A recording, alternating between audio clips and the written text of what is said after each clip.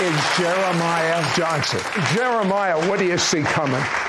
You know, Sid, I had a dream at the beginning of 2019 where I was escorted into the White House. And as I walked into the White House, I realized that I had an appointment with Donald Trump. I walked into his office, and when I walked into his office, he was staring in the mirror. And it really shook me because who looked back at him was Abraham Lincoln. And as I recognized this, Donald Trump went and sat back behind his desk. And I said, Donald, I'm here to reveal to you the principalities that you're facing in America that must be torn down. And there was a large window behind him, and I ripped back the curtain, and there were 3 large principalities on the White House lawn, standing about 40 feet tall. The first principality was the principality of racism. God said it is an ancient evil in America that must be torn down.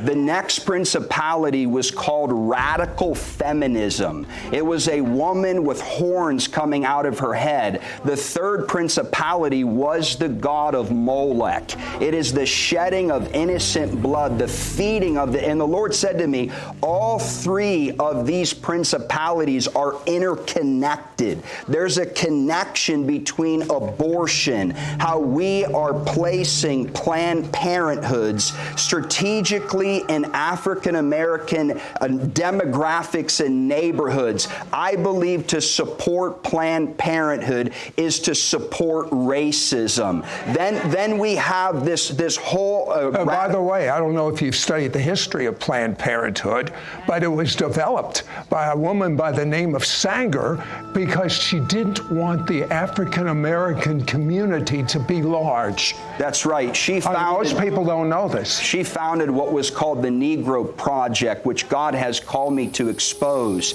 So I came out of this dream with these 3 principalities, but even more than that, Sid, I was invited into this divine dialogue about Donald Trump and the mystery of Abraham Lincoln. And as I studied the life of Abraham Lincoln and the founding fathers, I believe God revealed to me that he raised up Abraham Lincoln in a unique time in history. He was a flawed man, but what God used him to do was to issue an emancipation proclamation concerning the slaves.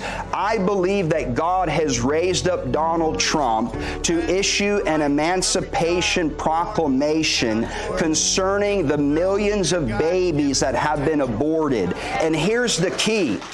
Who holds the anointing? The Lord said to me, the future of America is in the hands of the baby boomers. Said, I want to prophesy. What age are the baby boomers? If you were born between 1946 and 1964, God began to show me this demographic of people has been anointed by the Lord, carrying a true heart. The Lord said to me, it will be the gray hairs and the white hairs that will determine the future of America. God has raised up Trump to confront and to issue an emancipation proclamation. So I believe that baby boomers for Trump are going to arise in this nation. They have a standard of morality. They understand the history of our country. And as a millennial, Sid, I'm just here as a son to say, go, baby boomers, go.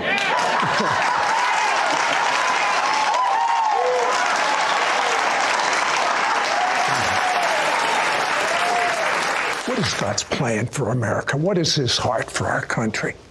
I believe God's heart is to prosper us, to give us peace.